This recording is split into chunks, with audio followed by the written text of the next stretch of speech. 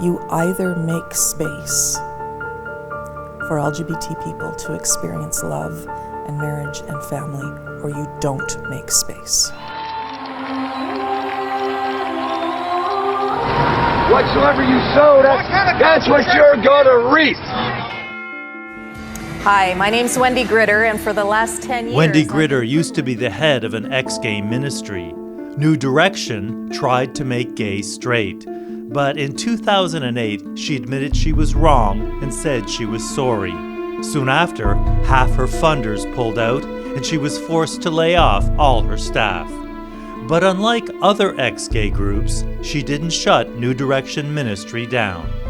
Do you say to gay people, you must now go and be gay and have a partner and get married, or do you counsel them to be celibate, or is it okay to stay in their marriage? Like, how do you navigate now this door that you've opened?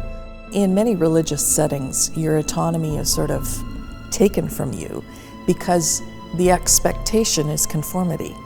These are the things we believe, and if you want to be part of us, you have to believe them. And when you do that really well, then you're going to feel accepted. And if you don't do it very well, you're going to feel miserable until the point where you're excluded. And we try to cultivate a very different kind of community that says we have some central things that draw us together.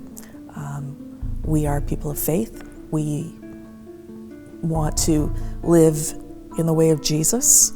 But in the midst of that, there's great diversity. We have people who are in mixed orientation marriages. So what does that mean, mixed orientation? Yeah, so marriage? someone who is same-sex oriented is married to a spouse of the opposite gender despite their sexual orientation. So people may hear you say that and say, see, they're still at it. What you should be doing is making that gay man leave his wife and go find another gay man and live happily ever after. So why are you supportive of that? Because we want to humanize people where they are. And if someone loves their spouse, loves their children, loves their family unit, then my goal would be, well, how can we help you find places where you can be in touch with your gay self, so to speak, without any shame, without any fear, feeling like you belong. New Direction Ministry helps gay Christians feel like they belong through 13 Bible study groups called Generous Space. And they're growing, with more generous spaces opening up in cities across Canada.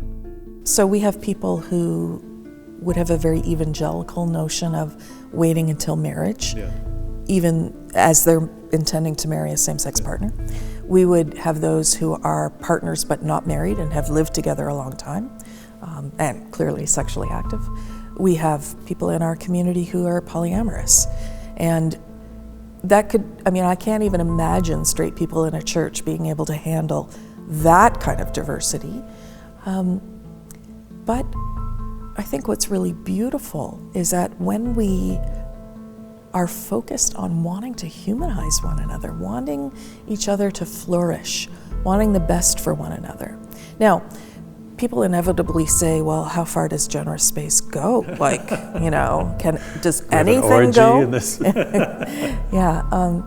people who disqualify themselves from generous space are usually those who can't handle people not having these same convictions that they do.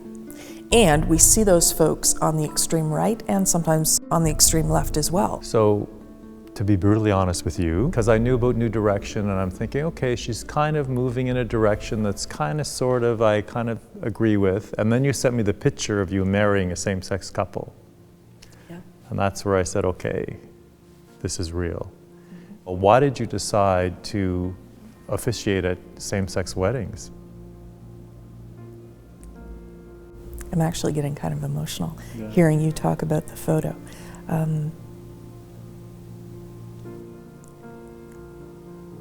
I don't think that you can be neutral in these questions of faith and LGBT realities. You either make space for LGBT people to experience love and marriage and family, or you don't make space. And we make space. I'll also be honest, it was a little terrifying when they posted actually the photo that you have on Facebook, because there are contexts in which I work that the doors will slam shut and get bolted from the inside when people get wind of me having done a same-sex wedding. I've done 3 of them now, and more on the horizon.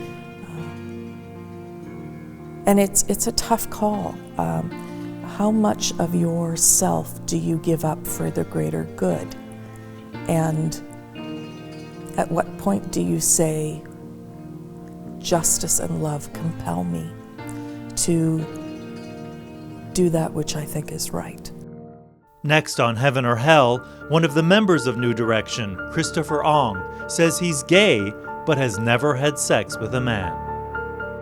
I very reluctantly came to the conclusion that I should remain celibate.